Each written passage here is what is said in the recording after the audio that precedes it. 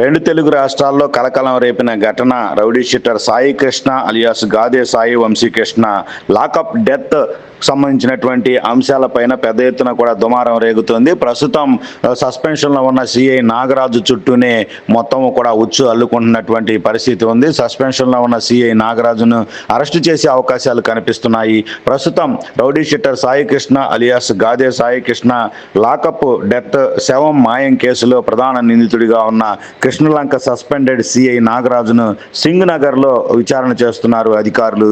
విచారణ తర్వాత ఏ క్షణమైనా అతన్ని అరెస్టు చేసే అవకాశం కనిపిస్తుందనేటటువంటిది ప్రస్తుతం అందుతున్నటువంటి సమాచారం. వంశీకృష్ణ తల్లి విజయలక్ష్మి ఇచ్చిన ఫిర్యాదు ఆధారంగా నాగరాజుపై కేసు నమోదు చేశారు పోలీసులు. 3 రోజులుగా నాగరాజు అరెస్టుకు సంబంధించి పెద్ద ఎత్తున ప్రచారం జరుగుతోంది. మరోవైపు కృష్ణలంకకు సంబంధించినటువంటి పోలీస్ స్టేషన్లో నాగరాజుతో పాటు ఇంకా ఎంతమంది ఉన్నారు ఈ కేసుకు సంబంధించి కీలకంగా వ్యవహరించినటువంటి సిబ్బంది అనేటటువంటి కోణంలో కూడా విచారణ కొనసాగుతున్నటువంటి పరిస్థితి. ఇక వంశీకృష్ణ శవాన్ని కృష్ణలంక పోలీసులు గత నెల 24న స్వర్గపురి శ్మశాన వాటికకు తరలించి దహనం చేయించినట్లు కూడా అనుమానాలు వ్యక్తమవుతున్నాయి. దీనికి సంబంధించి కూడా శ్మశాన వాటిక సిబ్బంది రవితో పాటు మరి కొంతమందిని అధికారులు విచారించడం జరిగింది. వారి యొక్క వాంగ్మూలం కూడా తీసుకోవడం జరిగింది. ఆ వాంగ్మూలం ఆధారంగా ఈ విషయంపై దాదాపు సాయి కృష్ణ మృతదేహాన్ని ఇదే శ్మశాన వాటికలో స్వర్గపురి శ్మశాన వాటికలోని ఏదైతే అతను దహనం చేశారు అనేటటువంటి ఒక అభిప్రాయానికి వచ్చినట్టు కూడా దర్యాప్తు అధికారులు తెలుస్తోంది. శ్మశాన వాటిక రికార్డులు కూడా స్వాధీనం చేసుకున్నారు. ఎందుకంటే ఒకవేళ ఈ కేసుకు సంబంధించి కోర్టులో సబ్మిట్ చేస్తే కనుక రికార్డులకు సంబంధించి డెఫినెట్గా శ్మశాన వాటిక రికార్డులకు సంబంధించి కూడా 24, 23, 24, 25కు సంబంధించినటువంటి 3 రోజులకు సంబంధించినటువంటి రికార్డులు ఏ శవాలను అయితే దహనం చేశారో ఆ యొక్క దహనం చేసినటువంటి శవాలకు సంబంధించినటువంటి ఆధారాలు అవి అన్ఐడెంటిఫైడా లేకపోతే ఐడెంటిఫైడా, ఎవరో దహనం చేసినటువంటి వాళ్ళు అనేటటువంటిది మొత్తం కూడా కులంకుశంగా కూడా రికార్డు అనేటటువంటిది అవసరమైనటువంటి పరిస్థితి ఉంది. ఎందుకంటే ఈ కేసు ప్రస్తుతం రాష్ట్ర ప్రభుత్వం కీలకంగా తీసుకున్నటువంటిది. ప్రతిపక్షం పెద్ద ఎత్తున లీడ్ తీసుకొని న్యాయ పోరాటానికి సంబంధించి బాధితులకు అండగా నిలిచిన పరిస్థితి. ఇక రాష్ట్రంలో సాక్షాత్తు ముఖ్యమంత్రి బాధితులను పిలిపించి మాట్లాడినటువంటి పరిస్థితులు ఈ యొక్క కేసులో కనిపించడంతో పోలీసులకు ఇది ఒక సవాలుగా పెద్ద ఎత్తున కూడా ఉత్కంఠకు గురి చేసేటటువంటి అంశంగా కూడా క్షణక్షణం ఏం జరుగుతుంది అనేటటువంటి ఒక అంశంగా కూడా ఉన్నటువంటి పరిస్థితి ఉంది. దీంతో గత నెల 23 నుంచి 25 వరకు ఉన్నటువంటి శ్మశాన వాటిక దహనంకు సంబంధించినటువంటి రికార్డులను కూడా పూర్తిగా విచారణ అధికారులు స్వాధీనం చేసుకోవడం జరిగింది. సాంకేతిక నిర్ధారణ తర్వాత పూర్తి స్థాయి నివేదిక రూపొందించి విజయవాడ నగర సిపికి అలాగే రాష్ట్ర డీజీపీకి నివేదిక అందజేయనున్నట్టు కూడా విచారణ అధికారులు సమాచారం ఉంది.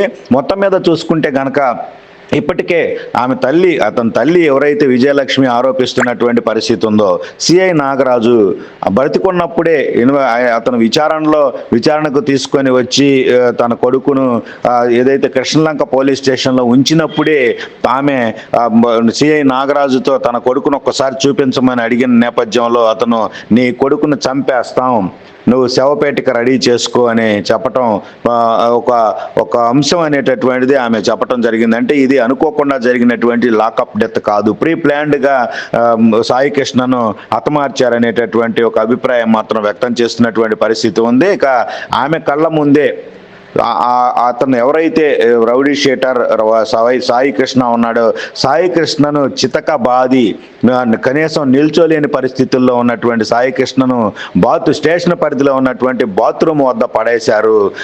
ఆమె అతని వద్దకు వెళ్ళాలని ప్రయత్నించినప్పటికీ కూడా పోలీసులు వెళ్ళనివ్వలేదు. అతను నీ కొడుకు కాదు, నువ్వు ఇక్కడి నుంచి వెళ్ళిపో అంటూ కూడా ఆమెను పెద్ద ఎత్తున కూడా హడావుడి చేసి ఆమెను భయభ్రాంతులకు గురి చేసి హెచ్చరికలు చేసి ఆమెను అక్కడి నుంచి పంపించారనేటటువంటి ఒక అభిప్రాయం అయితే మాత్రం బాధితురాలు ఎవరైతే విజయలక్ష్మి మృతుడి యొక్క తల్లి ఆరోపిస్తున్నటువంటి పరిస్థితి అయితే ఉంది.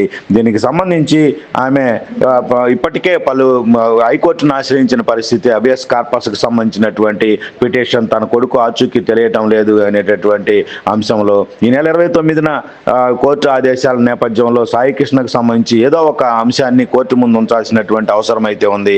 అతను బ్రతికున్నాడా బతికుంటే ఎక్కడున్నాడు, ఒకవేళ బ్రతికుండి అందుబాటులో ఉంటే అతన్ని హాజరు పెట్టడం, లేదంటే కనుక అతని మృతదేహానికి సంబంధించినటువంటి చనిపోతే ఎందుకు చనిపోయాడు, ఆ చనిపోయినటువంటి ఆనవాళ్లకు సంబంధించినటువంటి అంశాన్ని కోర్టు ముందు ఉంచాల్సినటువంటి అవసరం అయితే మొత్తం మీద కనిపిస్తున్నటువంటి తీరుంది.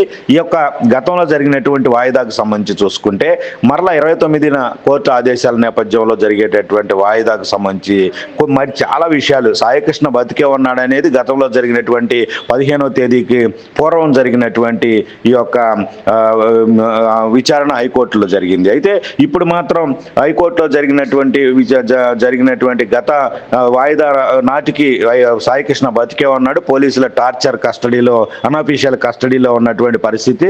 ప్రస్తుతం అయితే మాత్రం అతను లేడు అనేటటువంటిదే ప్రధానంగా వినిపిస్తున్నటువంటి మాట.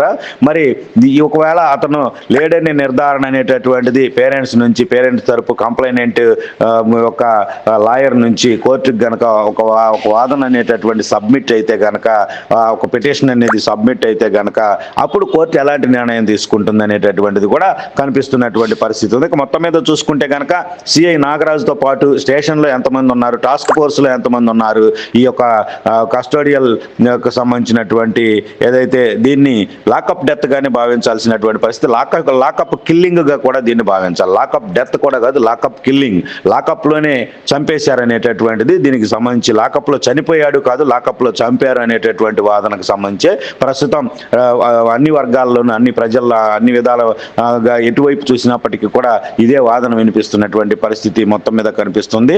పోలీసులు చర్యలు తీసుకోకపోతే సమాజంలో అల్లర్లు, ఆందోళనలు, రౌడీయిజము, కిరాయికి సంబంధించినటువంటి దాడులు, వ్యవహారాలన్నీ కూడా మర్డర్లు, మానభంగాలు అనేవి కంట్రోల్ కావు అనేది అందరికీ తెలిసిన విషయమే. అయితే అందుకు సంబంధించి పక్కా ఆధారాలు సేకరించి కోర్టులో సబ్మిట్ చేయాల్సినటువంటి గట్స్ పోలీసులకు ఉండాల్సినటువంటి పరిస్థితి. కానీ రౌడీ షెటర్లు కావచ్చు, సామాన్య ప్రజానీకం కావచ్చు, అందరినీ ఒకే రీతిలో సాక్ష్యాలు, ఆధారాలకు సంబంధించినటువంటి అంశాలపైన ఎలాంటి ఒక సీరియస్నెస్ లేకుండా కేవలం ఎఫ్ఐఆర్ నమోదు చేయటం, నిందితులను నాన్ బెయిలబుల్ అయితే కోర్టుకు సబ్మిట్ చేసి రిమాండ్కి పంపడం. రిమాండ్ నుంచి బయటకు వచ్చిన తర్వాత ఛార్జ్ షీట్ సకాలంలో దాఖలు చేసేది లేదు, అలాగే సరైనటువంటి ఆధారాలను కూడా సబ్మిట్ చేసేది లేదు కోర్టుకి. అలాంటప్పుడు రౌడీయిజము, అలాగే గోండాయిజము, అలాగే కిరాయి తత్వము, అలాగే రౌడీ షెటర్ల కదలికలు, వాళ్ళ యొక్క నేర ప్రవృత్తి ఎలా మారుతుంది అనేటటువంటిది ప్రస్తుతం విశ్లేషకులకు సంబంధించి జరుగుతున్నటువంటి అంశం. అంటే ఇక స్టేషన్లో చట్టాలను తమ చేతిలోకి తీసుకొని ఈ విధంగా హింసించి లాకప్లో వారిని హతమార్చటమేనా, విచక్షణ రహితంగా వాళ్ళ జీవితం అంతా కూడా ఏదైతే కనీసం వాళ్ళు లేచి నుంచోలేనటువంటి పరిస్థితుల నేపథ్యంలో వాళ్ళని చితకబాదటమేనా, ఇదే నా మార్గం, వాళ్ళ నేర ప్రవృత్తికి సంబంధించినటువంటి అంశంలో మార్పు అనేటటువంటిది కోర్టు ద్వారా విధించినటువంటి శిక్షల ద్వారా రాదా అనేటటువంటిది కూడా ఇప్పుడు ప్రశ్నార్థకంగా ఉన్నటువంటి తీరు ఉంది. మొత్తం మీద చూసుకుంటే కనుక సాయికృష్ణకు సంబంధించి దాదాపుగా సిఐ నాగరాజు వ్యవహరించినటువంటి తీరు అతను మెడకే చుట్టుకున్నటువంటి పరిస్థితి మొత్తం మీద కనిపిస్తుంది.